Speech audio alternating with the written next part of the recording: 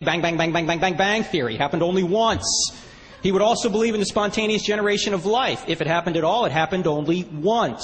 It's not happening over and over again. He would also believe in macroevolution. If that happened, it happened only once. In fact, the entire history of the earth has only happened once.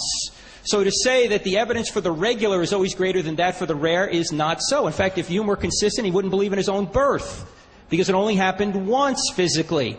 There's two realms of science. There's empirical science, where you can do something over and over again, and there's forensic science, where you've got evidence, and it's a situation where you can just look at the evidence and try and figure out what happened in the past based upon the resulting evidence. It's like a criminal investigation. Singularities happen all the time. And it's kind of odd for Hume to say that you ought not believe in a rare event if it really happened. Suppose it did happen, like the Big Bang. If it did happen, Hume says you ought not believe in it. There's some problem with that argument. Also, for miracles to get our attention, they by definition have to be rare. They can't be regular events. If they were regular events, we'd think they were part of the natural phenomenon. So they have to be rare to get our attention. So Hume's argument is about believability. It's not about actuality. Miracles can actually occur, and Hume is saying if they actually occur, you ought not believe in them. That's a bad argument. Also, he said you can't say there was no prime mover. That's what Christopher said. And that's what I'm saying. You can't say there was no prime mover. In fact, I think there was a prime mover. In fact, later on he said, who made God? That's the big problem for theists. It's not a problem at all. Why? Because since something exists, we obviously exist, we're here, then something must have always existed, because you can't create yourself. There has to be an eternal, uncaused first cause. Now, we have two possibilities. Either the universe is eternal and doesn't need a cause, and atheists have believed that for many years. They believed in the steady state theory and thought the universe was eternal. They had no problem believing in an eternal universe. The second possibility is that there's something outside the universe that is eternal. Now, I've given evidence, I know very quickly, that the universe has not always been here. It's not eternal. The surge evidence. Second law, universe expanding, radiation afterglow, great galaxy seeds, Einstein. The universe is not eternal, so it must be something outside the universe that is. And that cause, it seems to me, must be spaceless, timeless, and immaterial. Why? Because you can't, if all space, all matter, and all time were created, the cause must be outside of space, matter, and time. This cause must also be extremely intelligent. Why? Because he created with extreme precision. He must also be personal. How can he be personal? Because you can't go from a state of non-existence to a state of existence without making a choice. An impersonal force has no ability to make choices. There couldn't have been like the Star Wars, use the Force, Luke, choice out there. The force has no ability to make choices. Only a person can make choices. And once there was nothing physical, spatial, or temporal, and then suddenly an entire space-time continuum was created out of what rocks dream about, out of nothing. So someone made a choice.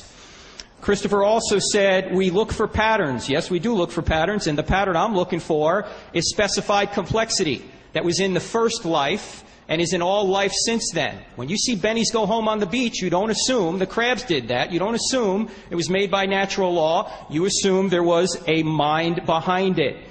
He said religion came from or started with baby sacrifice. I know what religion's like. Well, many religions are false. I don't disagree.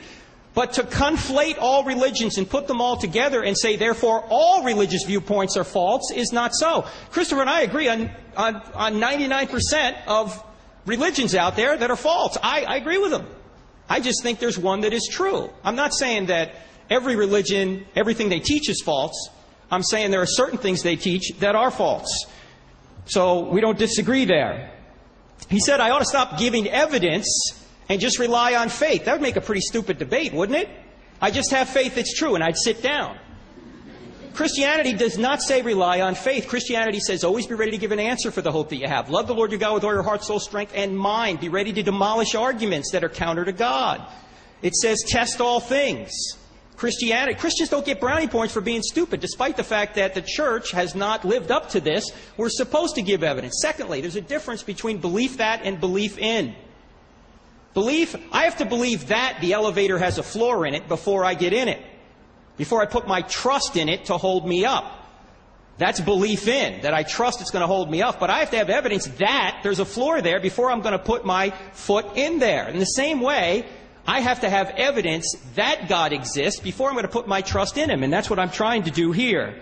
I don't know what the big spiel was about Mother Teresa. I don't know what that has to do with Christopher's worldview or how he's given any arguments for atheism. He hasn't given any arguments for his worldview yet. He's just complaining about what some religious people have done. Complaints about what some religious people have done does not do anything to whether or not Christianity is true. In fact, Christianity predicts we'll be hypocrites.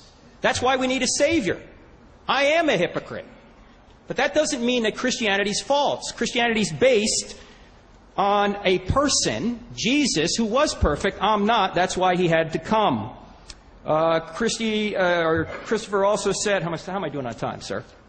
4 minutes. 4 minutes, okay. I was going into a Jersey overspeed there. Christopher said, I know how religion starts. Maybe he does, but I think many times he confuses a personal anecdote with data. You don't just take a personal anecdote and say, this is how all religions start. How do you know that? He said, how could I know if God exists? It's called revelation, and everybody in here has revelation. There's two types of revelation. There's natural revelation and special revelation. Everybody in here and everybody out there knows there's a creator God from creation, because we know God by His effects, and also from conscience. Those two things show that there is a creator and a moral creator. The third revelation is through Christ and the Bible, in my view. Now, as I said, I haven't had enough time to go through all the data. I've got several chapters, and I don't have enough faith to be an atheist, trying to show why I think the New Testament documents are true. But that would be revelation. I don't see why, if I write Christopher a letter and I say, Christopher, this is what I'm thinking, like we did email trying to arrange this debate, he could figure out what my thoughts were. I can't see why God couldn't do the same thing. If He wants to write a book or a book of letters or whatever to try and tell us what He's about, He can do that. Not a problem. He said something about proof. I'm dealing with a probability argument here. Am I absolutely sure Christianity is true? No. I'm not absolutely sure. There's very few things you can be absolutely sure about. I'm trying to give a probability argument based on the evidence that there is a spaceless, timeless, immaterial, powerful, moral, personal, intelligent creator who ultimately revealed Himself in Jesus Christ about 2,000 years ago. Now, could I be wrong about that? Yes, I could. And during the Q&A, throw some stuff at us. That's fine. But Christopher seems to say that I just want you to convert to Christianity. Well, I'd love for you to do that, as if he's not trying to get you to convert to atheism. What do you think he's doing here at this debate? He wants to get you to agree with him. And for many good reasons in many cases. That maybe you ought to give up false religious beliefs. You ought to. I agree with Christopher on that. If they're false, give them up. But don't throw the baby out with the bathwater. A lot of times there may be things that you think are false that really aren't. Christopher finally talked about the issue of some design. This universe is heading toward oblivion. Look, the very fact that something may be degrading doesn't mean it wasn't designed in the first place. Your car is currently degrading right now, but that doesn't mean it wasn't designed. There's something in the universe known as the second law of thermodynamics, and it basically means we're all going to go to heat death. That's true. Now, you can't say that the designer was capricious because you don't know the intentions of the designer. The only way you can say that something wasn't designed optimally is if you know what the intentions of the designer were. How does he know what the intentions of the designer are? Maybe he wants the universe to go to oblivion so he can then create a new heavens and a new earth, which is exactly what Revelation 22 says. If you notice, Christopher has not given any real positive evidence for his worldview. He has not dealt with the